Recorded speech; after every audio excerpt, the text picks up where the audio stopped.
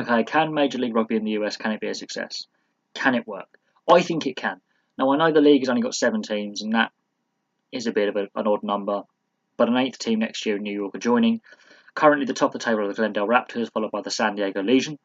The Houston Sabercats and Austin Elite Rugby in 3rd or 4th. That's a good little rivalry. They've really planned those locations brilliantly.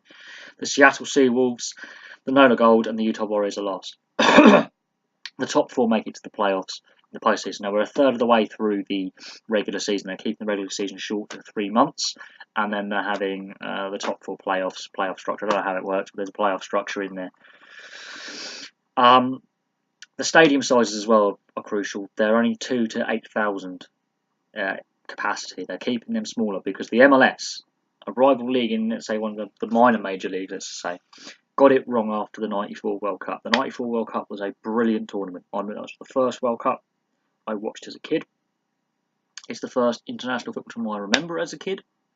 I watched almost every game as a kid because I think I was just out of kindergarten, as you would call it in America. I was just finishing preschool and I was about to start junior school. So I was only 5 years old, and I watched almost every game of the '94 World Cup. And in the aftermath of that World Cup, they got the MLS, and the MLS for the first 10 years, half-empty stadiums. They were playing in front of like 3 to 8,000 people in front of inside a 40,000-seater stadium, and that looks really bad for TV. And it also was a financial drain on the league. So the Major League Rugby have done their homework. Also, the locations they have chosen: Rugby Union is most popular on the West Coast and the Southwest of the US. Where are all these teams based? The Southwest or the West Coast of the US. New York joining though next year is crucial. To get an Eastern Seaboard city involved in this league early on is a stroke of genius and is crucial for the league's development because of the amount of money, the disposable income, and the interest that will create when you say, by the way, we've got a marquee team here in New York. New York always will support any professional sport. It's the Big Apple. It's the biggest city in the US. They will support.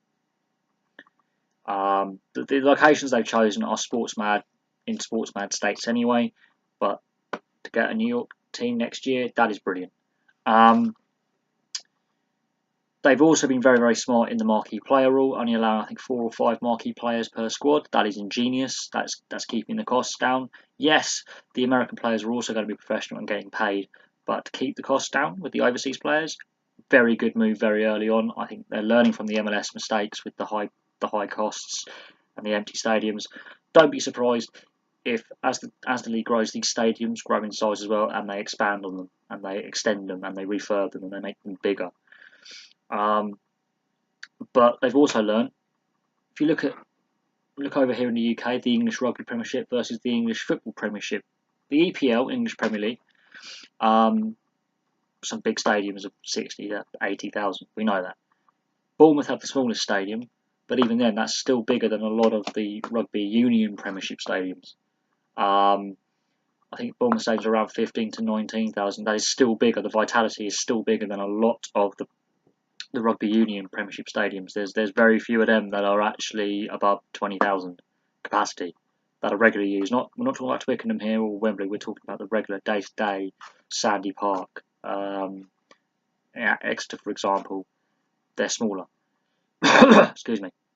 So they've learned that you start off small and you slowly get bigger. Now, Welford Road in Leicester, they have one of the biggest stands in stadium-wise, and they have refurbed and expanded that stadium. But I think Major League Rugby have definitely done their homework. I do think it will be a success. I've looked at their website, very professional looking website, really, really smart website. Obviously it's the inaugural season. So far there hasn't been any controversy, so obviously it's going well. If there was controversy, that could be harmful for the league. And journalists over this side of the Atlantic, in Europe, are writing articles on Major League Rugby. I've seen the odd article floating around on sports websites, on the mainstream news websites that have sports sections. I've seen articles on Major League Rugby over here in the European media. I wouldn't be surprised if in Australia, New Zealand, South Africa, Argentina, the Super Rugby, and Japan, they're also writing articles because they're the Super Rugby nations, and Japan's hosting the World Cup next year.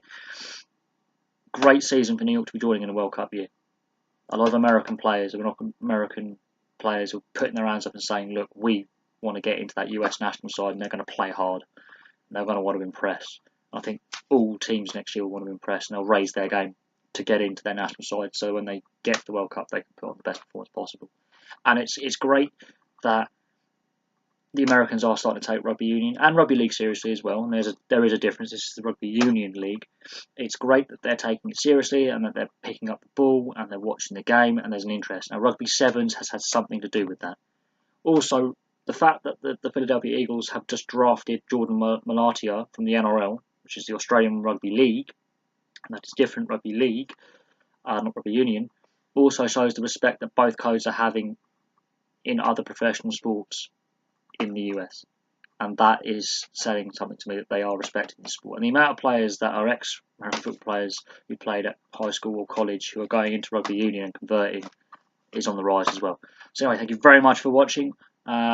Please like and subscribe. Place your comments below if you are a rugby union fan in the US. I want to hear from you, and I'll have some more videos for you soon.